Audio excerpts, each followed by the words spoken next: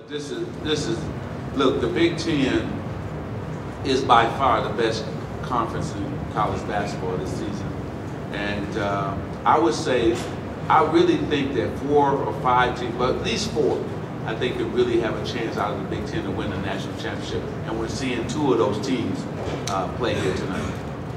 Heartbreaking loss for the Spartans. They fall to Indiana 72-68. Indiana scores 9 of the final 10 points after Michigan State led by 4 with 1:37 to go. Dillon, how did Michigan State let this one slip away?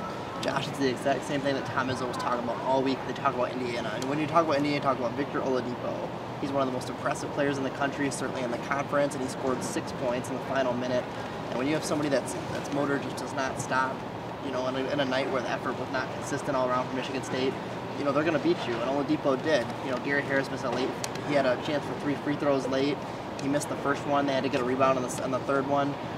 You know, Oladipo picked that one up, and they scored, and Indiana just took it. I mean, they've beaten a lot of teams this way all year long, and they did the same thing to Michigan State tonight. First win since 1991. Well, don't take nothing away from Indiana. I mean, they came in our place where you should be 8-10 points better, and you know, controlled a large part of the game. They outplayed us. I mean, we did not play very good, and they had a lot to do with it. I mean, I thought they, you know, inside they took it right at us. Inside we're throwing up left-hand hooks and a chance to get fouled, and you know, the play on Zeller was a tough play, man. I don't know what it looked like to you guys. It was a tough play, but it's part of basketball. We still had our chances. You know, if we make some plays ourselves, we make some free throws, we still win the game. And but it was 2 good teams, played hard. Second half, I thought we played harder than we did the first half. I thought Indiana played awfully hard the whole game and deserved to win.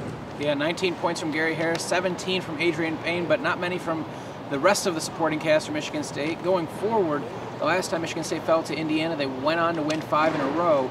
How does Michigan State rebound to make sure that they can do that again this time with a tough closing stretch, now moving out of first place for the first time in a while? Well, certainly the road doesn't get any easier, and I think Michigan State knows that. You've got a rematch with Michigan coming up. You've got Ohio State. You've got Wisconsin, and those are all teams that can beat you. You know, those teams have beaten solid teams all year, and you can bet when Michigan State goes to Ann Arbor, that's not going to be a 20-some point victory. It just, you know, that's just not reality of the things. So, you know, the road's just not going to get any easier. Michigan State needs to shore it up. They need to come back to practice and kind of reevaluate what they're doing, and then come back and give a stronger effort, you know, the next one. I think Ohio State's coming up, and you know that's a good jumping off point.